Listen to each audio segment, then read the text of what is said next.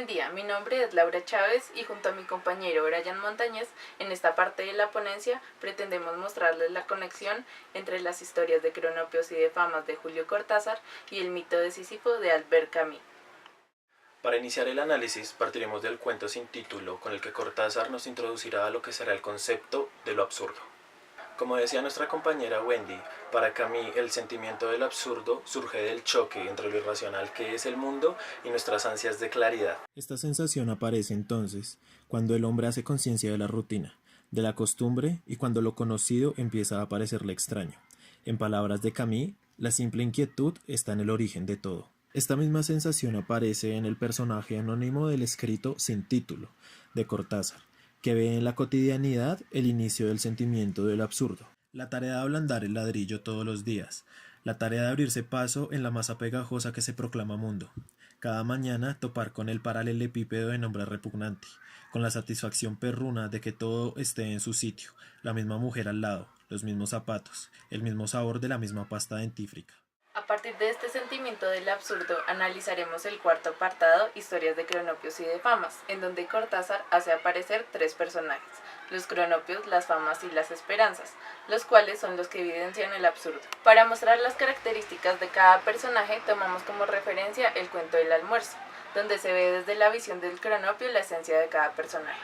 Considerándose a sí mismo como un supervida, el fama como infravida y la esperanza como paravida. Estos prefijos dan la pauta de su conexión con el absurdo.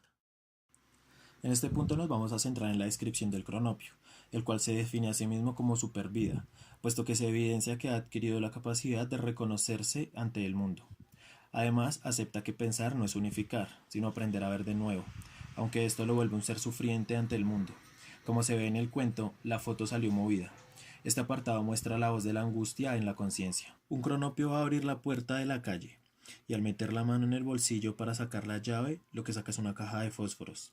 Entonces este cronopio se aflige mucho y empieza a pensar que si en vez de la llave encuentra los fósforos, sería horrible que el mundo se hubiera desplazado de golpe. El cronopio tiene el juego de la conciencia con la rebelión, la libertad y la pasión.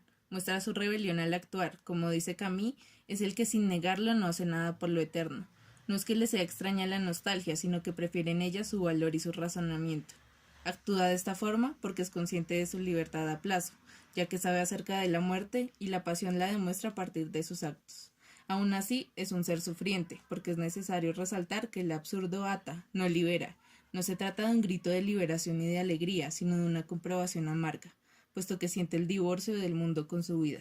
El fama, reconocida como el infravida, al contrario del cronopio, ignora la noción del absurdo y hace el salto en la razón, la cotidianidad y el orden. Además, mueve sus acciones con la moral preconcebida, la del bien y del mal.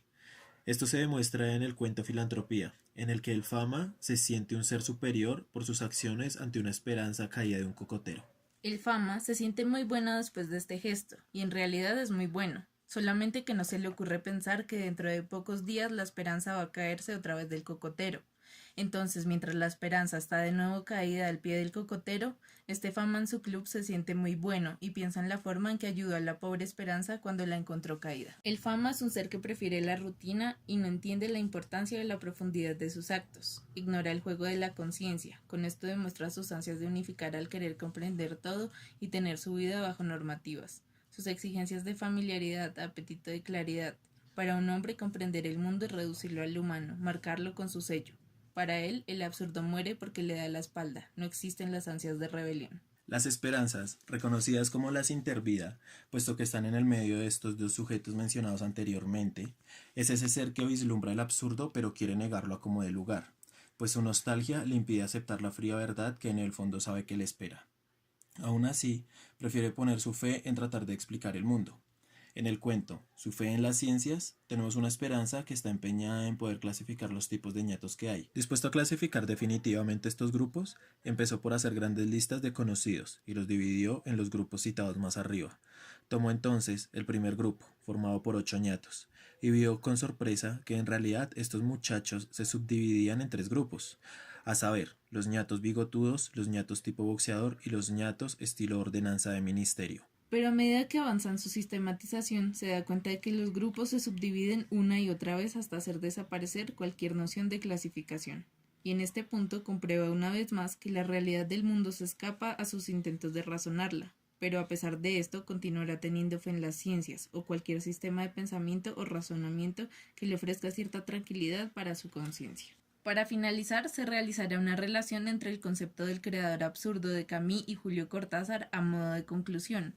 Así pues, con respecto al acto de crear, el hombre absurdo desde su entendimiento de la relación que lleva con el mundo tendrá una posibilidad más que enfrentar el absurdo y continuar ejerciendo las tres consecuencias.